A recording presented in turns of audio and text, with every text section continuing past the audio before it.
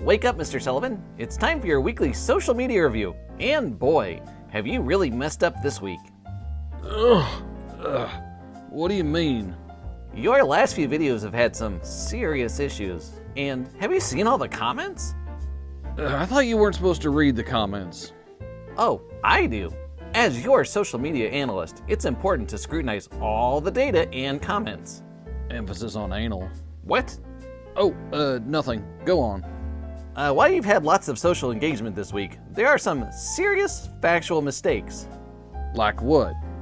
Well, in your Phyrexians vs. Eldrazi video, you said they were the same thing. I did not. Rudy was saying that. I was trying to argue the opposite. Quite a few people pointed out how they are different in the comments. Well, I think Rudy was trying to say how they were used as similar plot devices. Did the people really think he was saying that they're actually the same thing? Oh yes, quite a few people wrote lengthy explanations on how they differ. Fine. I guess I agree with them, although maybe they missed the point a bit. Let's move on. Next up, you did a video about how Wizards banned a card in Pauper before the set it is in was even released. Yeah, Cranial Ram. So what? So, Wizards of the Coast doesn't ban Pauper cards. The Pauper Rules Committee is in charge of all decisions regarding Pauper, not Wizards. Doesn't Wizards ultimately control format legality, though, as its enforcers? I mean, it's not like the Pauper Rules Committee runs the tournaments. I suppose that's true. And isn't the Rules Committee more like subcontractors for Wizards of the Coast? I mean, Wizards allows them to come up with the rules, but ultimately, Wizards enforces them. Yes, that's correct, but the committee is its own body, not made up of Wizards of the Coast employees. Ahem. Except Gavin. Okay, that seems like semantics.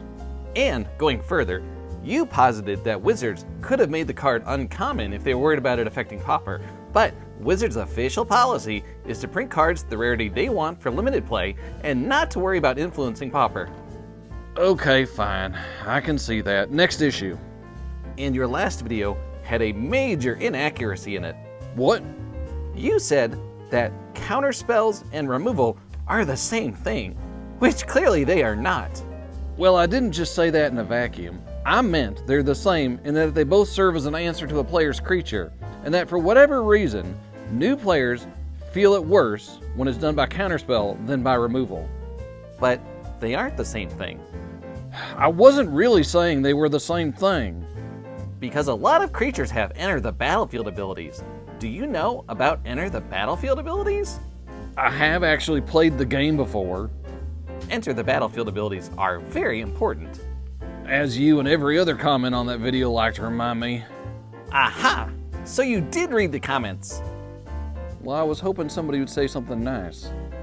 I think there were one or two nice ones.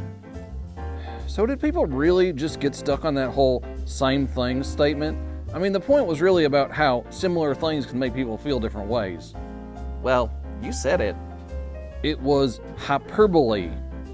People on the internet do not know what hyperbole is.